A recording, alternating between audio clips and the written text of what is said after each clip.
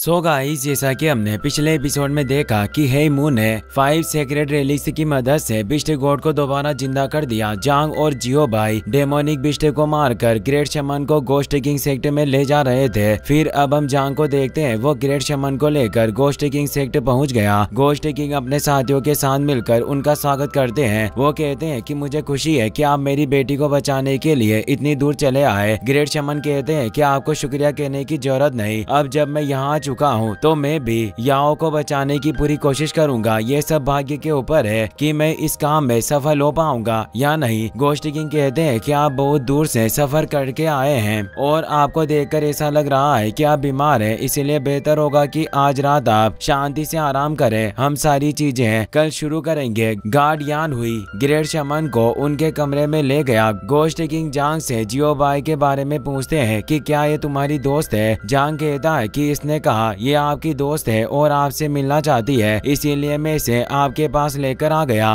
Ghost king इससे काफी हैरान थे। वो जियो बाई से पूछते हैं कि क्या मैं तुम्हें जानता हूँ। जियो बाई पूछती है कि जियोची कैसी है। जियोची का नाम सुनकर गोस्ट किंग बहुत ही ज्यादा हैरान हो गए, क्योंकि जियोची उनकी वाइफ का नाम था। उन्हें समझ में आ गया था कि जियो बाई व्हाइट फॉक्स है। जांग भी याओ के पास चला गया। वो उसके पास फूल रखकर कहता है कि मैं वापस आ गया और अब तुम एकदम ठीक हो जाओगी। उस बात को 10 साल बीत गए, पर आखिरकार अब तुम जागने वाली हो। तुम्हारे ठीक होने के बाद हम दोनों एक साथ रहेंगे और कुछ भी हो जाए मैं तुम्हारा साथ नहीं छोड़ूंगा। जियोची की पेंटिंग देखकर जियो बाई गोस्ट किंग की तारीफ करने लगी। वो कहती है कि इस पेंटिंग को देखकर ऐसा लग रहा है कि खुद जियोची मेरे सामने खड़ी हो। गोस्ट किंग निराशा से कहते हैं कि मुझे इसी बात का दुख है कि मैं उसे बचा ना सका। जियो बाई कहती है कि मैंने भी नहीं सोचा था कि गुई ली जिस लड़की को बचाना चाहता है वो तुम्हारी और जियोची की बेटी होगी। बियाओ बहुत खुशनसीब है जो उसे गुईली जैसा लड़का मिला। गोस्ट किंग कहते हैं कि जब जियोची की मौत हुई तो उस वक्त मैं उसे नहीं देख पाया। मुझे आज भी इसी बात का अफसोस होता है कि मैं आखिरी बार अपनी वाइफ को नहीं देख सका। जब मुझे ये बात याद आती है मेरा दिल टूट जाता है। अब परिवार के नाम पर मेरे पास सिर्फ बियाओ बची है, इसीलिए मैंने फैसला कर लिया है उसे बचाने के लिए किसी भी हद तक जा सकता हूँ। जियो बाई जियोची की पेंटिंग के सामने इंसेंस स्टिक लगाकर कहती है कि तुम्हें फिक्र करने की जरूरत नहीं, बियाओ को जल्दी होश आ जाएगा और जियोची ने तुम्हें कभी भी गलत नहीं समझा। मैं यकीन के साथ कह सकती हूँ कि मरने से पहले उसे किसी भी चीज का अफसोस नहीं होगा। ग्रेट शमन अपने कमरे में बैठे हुए थे। तू मागू की दी हुई स्टिक को देखकर उन्हें कुछ वक्त पहले की बात याद आती है जब वो जिन ट्राइब को छोड़कर जांग के साथ जा रहे थे।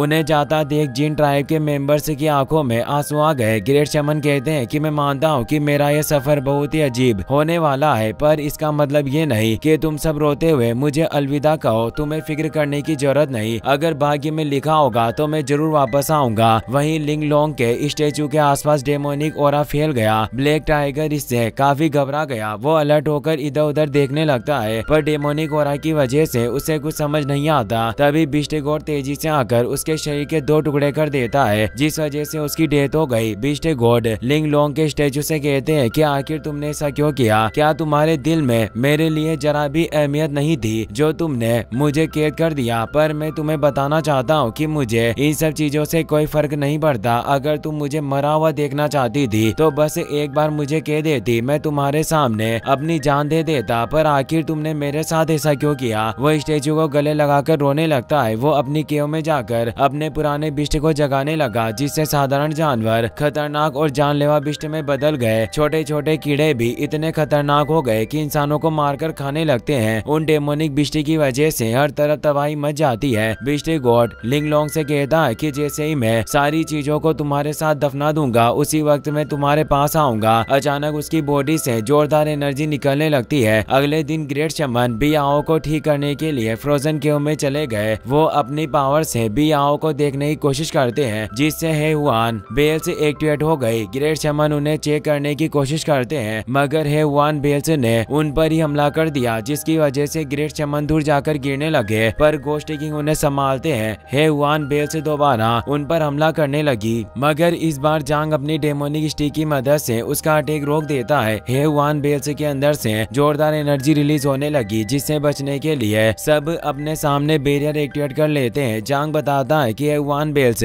बियाओ की रक्षा कर रही है। अगर हमने जबरदस्ती करने की कोशिश की तो मुझे मुझे डर है कि इससे बियाओ की सोल को चोट पहुंच जाएगी। जियो बाई को हेवान बेल्स की एनर्जी से कोई फर्क नहीं पड़ता। वो अपनी टेल्स की मदद से बेल्स को बियाओ के पास रख देती है, जिस वजह से बेल्स एकदम शांत हो गई। ग्रेट शमन कहते हैं कि मुझे यकीन नहीं हो रहा, पर बियाओ की सोल सच में हेवान बेल्स के अंदर मौजूद है। पर सोल को बाहर निकालने के लिए हमें बेल्स के ऊपर लगी सील को खोलना होगा। अभी के लिए मेरे पास सिर्फ एक शेमेनिक एरे है, जिसकी मदद से हम बेल्स के अंदर बियाओ की सोल बाहर निकाल सके। पर उस रिचुअल को शुरू करने के लिए हमें कुछ तैयारियां करनी होगी। गोस्ट किंग बिना वक्त गवाए सारी तैयारियां करवा देते हैं। ग्रेट शमन जांग और गोस्ट किंग से कहते हैं कि इस रिचुअल में ज्यादा लोग नहीं रह सकते, इसीलिए आप दोनों को छोड़कर सब लोगों को यहाँ से बाहर जाना होगा। ग्रेट शमन की बात मानकर सब वहाँ से बाहर चले गए। फेंग जियांग वैली के सारे मेंबर्स बीस्ट गॉड को रोकने की कोशिश कर रहे थे। अचानक वैली मास्टर यून यिलान सबके सामने आ गया। उसे देखकर सब लोगों के होश उड़ जाते हैं। यून यिलान पूछता है कि क्या तुम लोग मुझे अपना मास्टर नहीं मानते, जो मुझे देखकर इतना हैरान हो रहे हो। ली जुन तुरंत अपने घुटनों पर बैठकर उसे रेस्पेक्ट देता है। सारे मेंबर्स अपने घुटनों पर बैठकर यून यिलान को रेस्पेक्ट देते हैं। यून यिलान कहता है कि अब जब हर तरफ अफरा तफरी मची हुई है, तो मैं चाहता हूँ कि हमारे वैली के एलिट स्टूडेंट्स मेरे साथ के यून सेक्ट और तियानिन टेम्पल चले, ताकि हम इस मुसीबत को ठीक करने का रास्ता ढूंढ सके। मास्टर शांगवान यून यिलान से कहते हैं कि बिस्ट गॉड ने सील तोड़ दी है, तो आखिर अब हमारे समझौते का क्या होगा। यून यिलान उनकी बातों का कोई जवाब नहीं देता। वो सोचता है कि अब जब